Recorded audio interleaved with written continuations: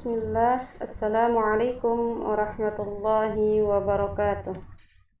Alhamdulillahilladzi hadana lihada wa ma kunna linahtadiya laula an hadana Allah. Asyhadu an la ilaha illallah wahdahu la syarikalah wa asyhadu anna Muhammadan abduhu wa rasuluh. Amma ba'du. Ya ahlal Qur'an, kaifa halukunna hadzal yawm? Wahai para penghafal Al-Qur'an, bagaimana kabar antunna hari ini? Semoga Allah senantiasa melimpahkan penjagaannya kepada kita semua. Amin, Allahumma amin. Alhamdulillah, pada pertemuan kali ini, setelah kita menjalankan tugas kita sebagai penuntut ilmu, sudah selesai di semester kemarin, semester genap, dan akhirnya kita sampai kepada liburan. Dan adapun di liburan kali ini tentunya Ustazah akan memberikan sedikit nasihat kepada kita semua untuk menjaga apa-apa yang sudah kita dapatkan di sekolah, dan juga tentunya tugas liburan tahfidz kelas 2 yang insya Allah akan disetorkan juga ya. Baik. Untuk pertemuan kali ini nasihat untuk para penghafal Al-Quran, dan insya Allah semua antuna termasuk dalam golongan para penghafal Al-Quran yang diamanahkan kepada kita insya Allah. Dan tentunya para penghafal Al-Quran itu adalah ahlullah fid dunya wal akhirah, keluarga Allah di dunia dan di akhirat. Nasihat pertama Ustazah yaitu bertakwa kepada Allah Azza wa Jalla. Dan karena kita dalam surat Al-Asr disebutkan watawassaw bil haqqi watawassaw bis sabr. Saling nasihatilah kalian dengan kebaikan dan saling nasihatilah dengan kesabaran. Dan Ustazah di sini akan menasihati diri Ustazah, antuna, dan kita semua. Yang pertama yaitu bertakwa kepada Allah Azza wa Jalla. Ibnu Mas'ud radhiyallahu anhu berkata dalam menjelaskan firman Allah yang A'udzubillahi minasyaitonir rajim, ittaqullaha haqqa tuqatih, yang artinya bertakwalah kepada Allah sebenar-benar takwa kepadanya. Surat Al-Imran ayat 102. Dan Ibnu Mas'ud, sahabat Ibnu Mas'ud radhiyallahu anhu berkata, takwa adalah mentaati tanpa bermaksiat. Takwa adalah mengingat tanpa melalaikan. Takwa adalah bersyukur tanpa mengingkari. Bukan hanya sekedar kita mentaati, bukan hanya sekedar kita mengingat Allah, mentaati Allah, bersyukur kepada Allah, melainkan juga meninggalkan lawan dari mentaati, yaitu bermaksiat kepada Allah, meninggalkan melalaikan Allah Subhanahu wa taala, meninggalkan mengingkari nikmat Allah Subhanahu wa taala. Dan yang kedua, berbakti kepada orang tua. Dan semua kita sudah tahu, keridhaan Allah ada pada keridhaan orang tua. Dan ini dalam hal kebaikan ya.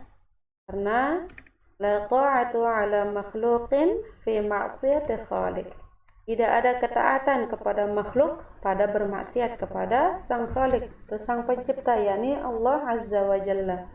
Dan kalau kita berikan kebaikan atau diminta kebaikan, disuruh kebaikan oleh orang tua kita, tentunya kita harus mendengarkan, berbakti kepadanya, mendengarkan apa yang ia pinta. Contohnya kalau kita disuruh sholat, laksanakan tanpa mengucapkan kata ah. Karena dalam Al-Quran juga dijelaskan dalam surat Al-Isra, A'udzubillahi minasyaitonir rajim, wa qadha rabbuka alla ta'budu illa iyyahu wa bil walidaini ihsana. Imma yablughanna 'indaka al-kibara ahaduhuma aw kilahuma fala taqul lahumā uff. Dan janganlah kalian berkata kasar itu kasar, entah itu ih. Nah, kalau disuruh misalkan, Ananda minta tolong ambilkan Ummah sapu untuk menyapu, Umi ini kita lagi nonton. Nah, itu enggak boleh. Kata-kata kata atau apalagi sampai membentak orang tua, kita berdosa kepada orang tua dan kita berdosa kepada Allah Azza wa Jalla.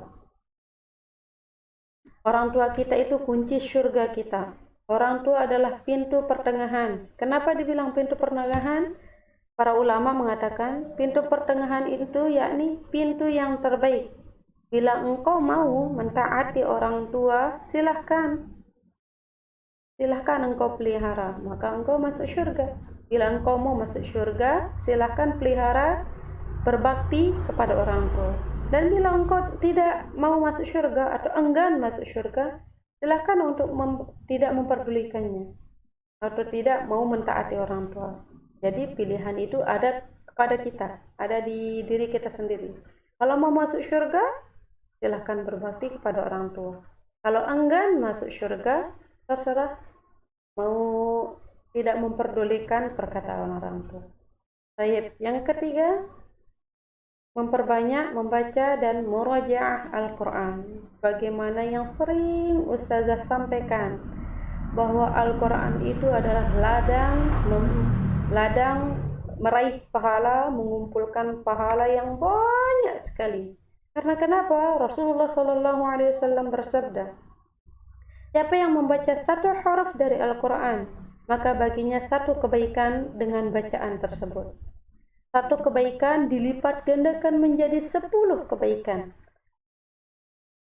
Dan Rasulullah mengatakan, dan aku tidak mengatakan alif lam itu satu huruf, melainkan satu alif satu huruf, lam satu huruf, dan mim satu huruf. Bayangkan, kita cuma membaca Bismillahirrahmanirrahim, Alhamdulillahi Rabbil Alamin. Sudah berapa banyak pahala yang kita kumpulkan? Lebih dari 100, karena satu huruf itu terhitung 10 kebaikan. Tapi sayangnya kita selalu malas. Ya, musuh bebuyutan daripada penghafal Al-Quran adalah malas. Nah, sehingga kalau kita sudah tahu musuh kita itu, lawan dia. Jangan biarkan diri kita malas hanya untuk membaca Al-Quran beberapa menit saja. Kalau HP nonton bisa berjam-jam, kita tidak pernah bosan. Tapi kebaikan itu selalu dibarengi dengan kebosanan. Nah, ingatlah Ananda sekalian, membaca Al-Quran jangan sampai malas, jangan sampai bosan. Karena itu ladang pahala yang sangat besar. Baik, kita akhirnya sampai penutup.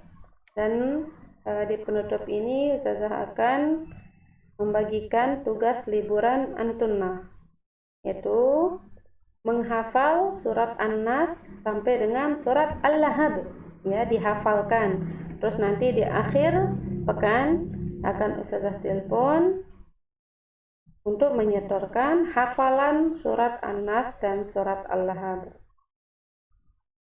Anak-anak solehah, semoga Allah memudahkan antunna untuk menerapkan nasihat singkat ini, yaitu 3 hal tadi ya.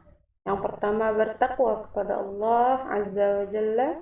Yang kedua, berbakti kepada orang tua. Yang ketiga, jangan malas, jangan bosan membaca dan menghafalkan dan memurajaah Al-Quran. Barakallahu fikunna, ma'assalamah. Kita tutup dengan doa kafaratul majlis.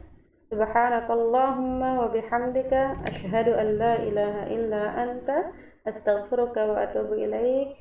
Assalamualaikum warahmatullahi wabarakatuh.